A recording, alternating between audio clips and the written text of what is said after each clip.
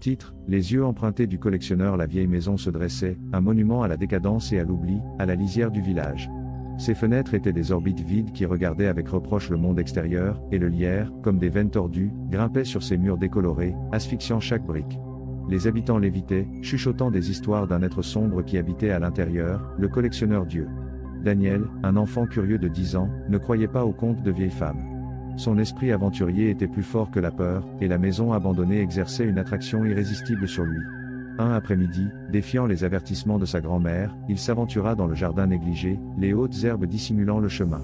La porte principale, rongée par l'humidité, céda à sa poussée avec un grincement qui résonna dans le silence sépulcral. L'intérieur était encore plus lugubre que l'extérieur.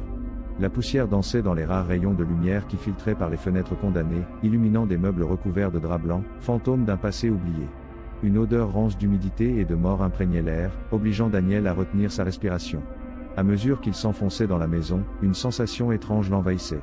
Ce n'était pas seulement de la peur, mais une présence palpable, une énergie sombre qui l'observait depuis les ombres. Dans le salon principal, un frisson lui parcourut l'échine. Les murs étaient couverts d'étagères remplies de bocaux en verre. À l'intérieur de chaque bocal, flottant dans un liquide jaunâtre, il y avait un œil. Des yeux de toutes les couleurs et de toutes les tailles, certains jeunes, d'autres vieillis, chacun avec une expression différente, surprise, peur, tristesse, folie. Daniel sentit son estomac se retourner.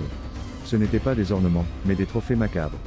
Les yeux l'observaient, le suivaient de leur regard fixe, comme s'ils pouvaient voir à travers lui. Un son le fit sursauter. Un léger clignement des yeux, presque imperceptible au début, mais qui augmenta en intensité. Il regarda de plus près les bocaux. Les paupières de certains yeux bougeaient, tremblaient, laissaient même couler de petites larmes de sang qui se diluaient dans le liquide conservateur. Daniel recula, horrifié. À ce moment-là, une voix rauque, grave comme le craquement d'ossements, résonna dans la pièce. « Je vois que tu aimes mes petits trésors. » Daniel se tourna lentement. Dans l'obscurité, une silhouette se mouvait. C'était un homme grand et mince, enveloppé dans une longue cape noire. Son visage était caché dans les ombres, mais Daniel put distinguer l'éclat métallique de quelque chose dans sa main. « Qui êtes-vous » balbutia Daniel, la voix tremblante. « Je suis le collectionneur » répondit la voix, d'un ton mélancolique. « Et ceux-ci ?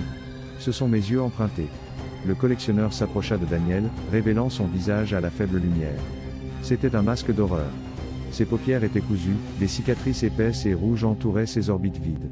Dans sa main, il tenait un instrument acéré, un scalpel baigné de sang séché. « Pourquoi faites-vous ça » demanda Daniel, essayant de garder son calme. « Parce que je veux voir » répondit le collectionneur, avec un sourire effrayant. « Je veux voir le monde à travers différents yeux, expérimenter différentes vies, différentes perspectives. » Et les personnes ? Qu'arrive-t-il aux personnes à qui vous volez les yeux ? Le collectionneur haussa les épaules. « Il reste ici. Avec moi. » Il désigna un coin sombre de la pièce. Là, Daniel put voir des silhouettes translucides, des spectres de personnes piégées dans un limbo éternel. Leurs visages étaient vides, sans yeux, et leur corps se mouvait lentement, comme s'ils cherchaient quelque chose qu'ils avaient perdu. C'étaient les victimes du collectionneur, condamnées à errer dans la maison pour toujours. Le collectionneur s'approcha encore plus de Daniel, levant le scalpel. « Maintenant, enfant, c'est ton tour. Je veux voir le monde à travers tes yeux. Je veux savoir ce que ça fait d'être jeune, d'avoir de l'espoir. » Daniel essaya de s'échapper, mais le collectionneur était trop rapide. Il l'attrapa avec force, l'immobilisant. Le scalpel brilla à la lumière, s'approchant dangereusement de ses yeux. « Non. S'il vous plaît, ne me faites pas de mal » supplia Daniel, les larmes coulant sur son visage. « Ne t'inquiète pas » murmura le collectionneur. « Tu ne sentiras rien. Juste un bref instant d'obscurité, et ensuite. Tu verras comme je vois. » À ce moment-là, un bruit fort résonna dans la maison. La porte principale s'ouvrit d'un coup, et la grand-mère de Daniel entra en courant, brandissant un parapluie comme une arme. « Lâche-le, monstre !» cria la grand-mère, les yeux injectés de sang. Le collectionneur fut distrait un instant, et Daniel profita de l'occasion pour se libérer. Il courut vers sa grand-mère, l'embrassant avec force. « Allons-nous-en d'ici » dit Daniel, la voix tremblante.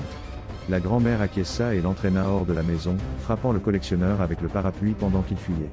Une fois dehors, ils coururent aussi vite qu'ils le pouvaient, sans s'arrêter jusqu'à ce qu'ils atteignent le village. De retour à la maison, Daniel ne pouvait pas arrêter de penser à ce qu'il avait vu. Les yeux dans les bocaux, les spectres des victimes, le visage défiguré du collectionneur. Il savait qu'il n'oublierait jamais cette expérience. La nuit suivante, Daniel se réveilla en sursaut. Il sentit une présence dans sa chambre. Il ouvrit les yeux et vit le collectionneur debout près de son lit, l'observant fixement. « Tu pensais t'être débarrassé de moi » murmura le collectionneur. « Mais tu te trompes. Maintenant je vois comme tu vois, et bientôt, tu verras comme moi. Le collectionneur tendit la main vers Daniel, et ses doigts froids et osseux touchèrent ses paupières. Daniel ferma les yeux avec force, s'attendant au pire. Mais alors, il sentit une douleur aiguë, et une obscurité totale l'enveloppa. Quand il rouvrit les yeux, il vit le monde d'une manière différente. Tout était flou, déformé, comme s'il voyait à travers un verre brisé. Et dans son esprit, il entendit une voix rauque, grave comme le craquement d'ossements. « Bienvenue dans mon monde, Daniel. Maintenant tu es l'un des nôtres. » Daniel se regarda dans le miroir. Ses yeux étaient différents. Ce n'étaient plus les yeux brillants et pleins de vie d'un enfant. Maintenant c'étaient des yeux vides, sans âme, comme ceux des victimes du collectionneur. Les yeux empruntés du collectionneur. Et une larme de sang glissa sur sa joue.